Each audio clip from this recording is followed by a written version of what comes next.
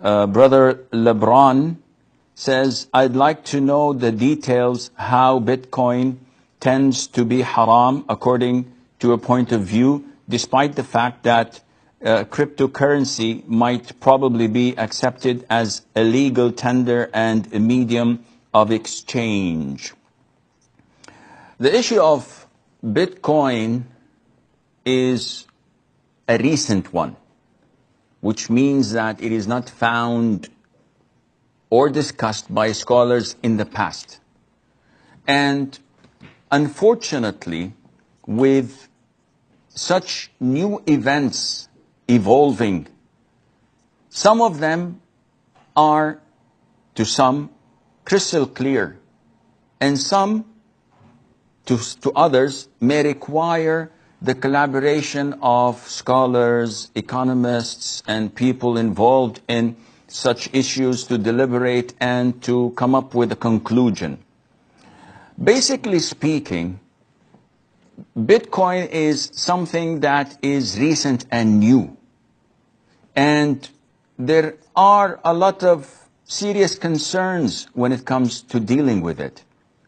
Whether it is from the origin, where it came from, whether from the aspect of sustainability and security. It is known that it was founded in 2007, 2008 by someone that is unknown. And they say that his name is Satoshi Nakamoto. And this person later on, who was supposed to be Japanese, the person with that name denied having anything to do with it. Then another person came from Australia or Canada claiming to be the one who founded it. But generally speaking, no one knows where originally it came from.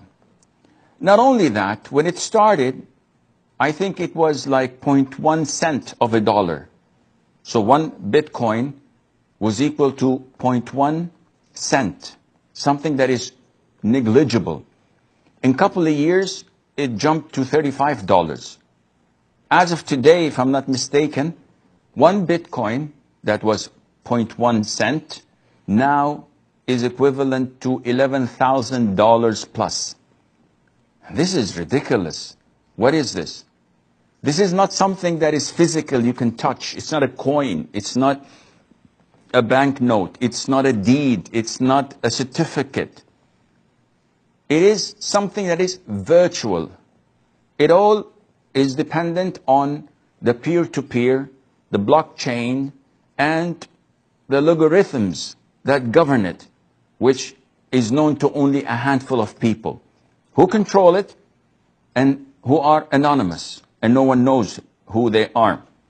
You cannot complain about it. You cannot pretend that there is justice or injustice. There's no one to talk to. So it is as if you're throwing your money in a vacuum, not knowing whether it will increase or decrease. But most people don't care, because all what they're looking for is quick profit and gain. You remember the pyramid schemes and the networking schemes that have been in the past and still ongoing today, selling you a commodity that costs in the market a single euro. They sell it to you for 200 euros, claiming that there is only 5,000 pieces in the world of it. And then after you pay that huge amount of money, you qualify to market it to others, and you will get a percentage whenever someone enlists in the same Ponzi scheme. It is all bogus. It is all a hoax, and they consume people's money through that. Man by nature likes quick profit. If someone with a long beard comes to me and says, Sheikh, give me money and I invest it for you and I'll give you revenue that is beyond imagination and you will sustain a happy life, I will trust him. Not because of his beard, but because of the gain and the quick profit that I may make out of it. Bitcoin is something like this. And there are, I think, a lot of similar virtual currencies. They're virtual. You cannot touch them.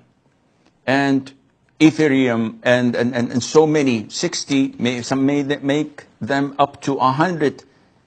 And they are on the rise. And it's not logical, the fluctuation of the price. Now, is it a currency or a commodity? This is something we still have to look into, because it is not a currency. It's not backed by people. It's not backed by government. It's not backed by central banks or normal banks. So you cannot say it's a currency because no one deals with it except a handful of people. Country-wise, only I think Germany, Japan, maybe Austria allow it because there is benefit to them from it. Taxations, monitoring, etc. And the biggest loophole in it, that the price goes way up and it can also come way down. So it's like a bubble waiting to be inflated. And this is what will happen soon. Now, we all know that there is only a limit for the Bitcoins. That is 21 million of it. And once they reach the 21 million, what will happen? Also, we also know that it remains anonymous when you deal with it. So it's only a code that you're given. No one can trace it, which means that it's an open a gate for money laundering, drug money, haram money. You can just put it there and no one can trace you. And this is, subhanallah, probably why all hackers, when they do cyber crimes and they demand a ransom, the ransom has to be paid in Bitcoin.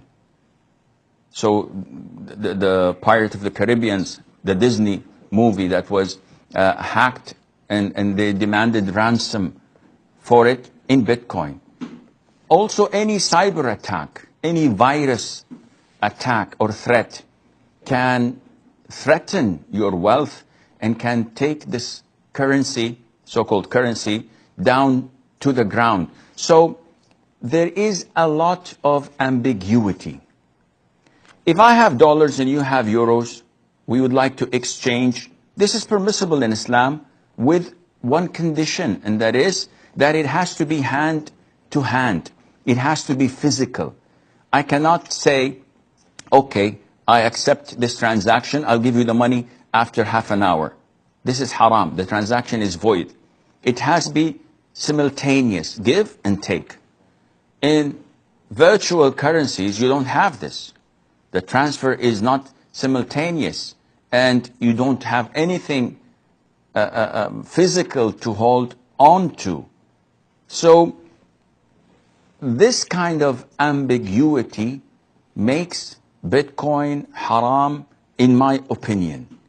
And Muslims should not get involved in such dubious transactions simply to make a quick buck, to make a quick profit. This is not an Islamic concept, and one of the reasons of a lot of transactions being prohibited in Islam is the concept of gharar, ambiguity, that there might be some sort of deceit or ambiguity in knowing the end result of this transaction. Allah Azza wa Jal knows best.